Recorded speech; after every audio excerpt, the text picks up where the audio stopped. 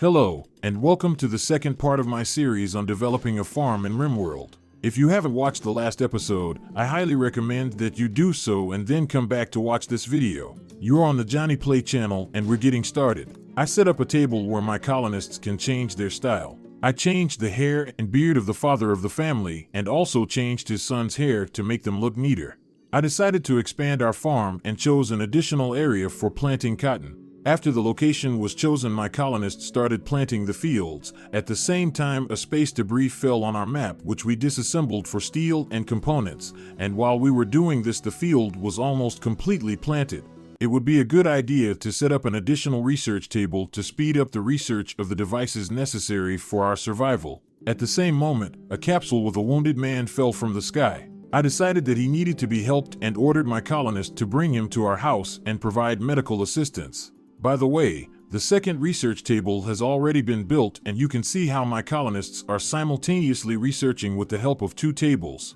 I noticed that my steel reserves are getting smaller and smaller, so I ordered my colonists to extract steel from the nearest deposit, which is located outside the territory of our base. After that, a brilliant idea came to my mind. The bottom line is that in the future I plan to move to live in the mountains one way or another. Because of this, it will be a good decision to capture in advance and wall off the territory that we will use in the future. To do this, I ordered a large wall to be built along the river that runs through our map, and I also plan to build walls in the caves from which raiders can also come. In general, the construction took several days. First we completed the main wall, then the wall in the lower cave, and after that the wall in the upper left cave.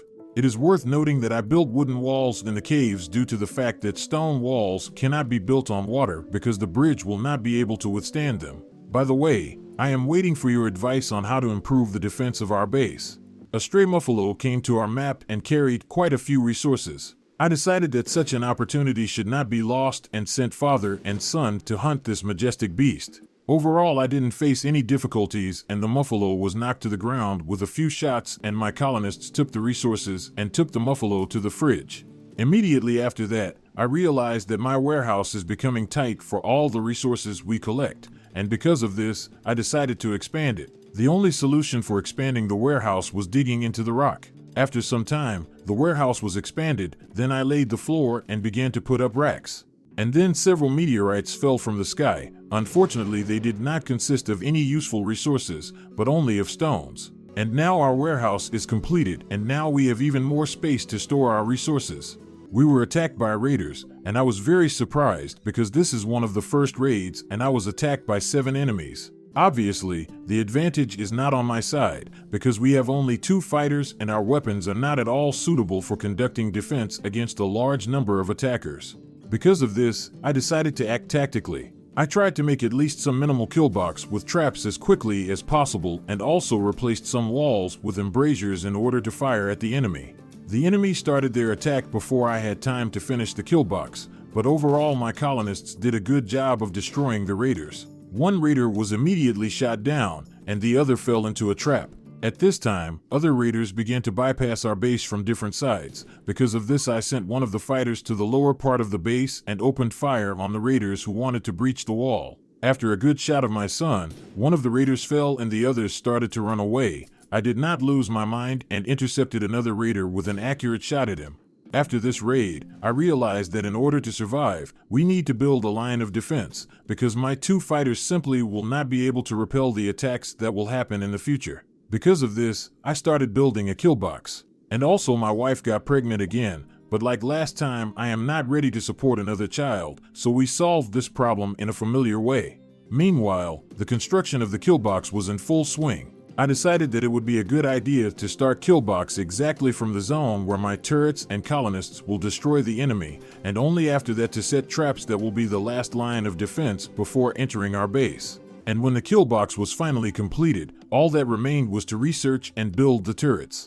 The father created a shotgun for his son because the weapon he is using now is simply not suitable for combat, especially against a large number of armored targets. I also decided it would be a good idea to thicken the wall around our main base, so my colonists immediately got to work. And finally, we have researched the turrets and now we can start building them. And just at that moment the raiders decided to attack us. I wanted to have time to complete the turrets and check them at once. But unfortunately, the raiders attacked me so suddenly that I didn't even realize when they had time to enter my kill box. The only thing that saved my son from death were the traps that stopped 2 raiders, after which my colonist started testing his new shotgun that destroyed enemies with 1 shot.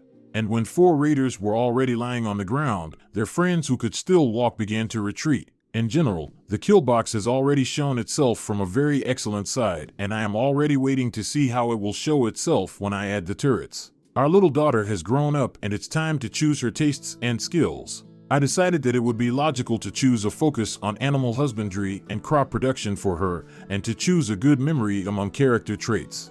Our colonists actively completed the wall, and I hope that it will play its role, and I am not doing it for nothing.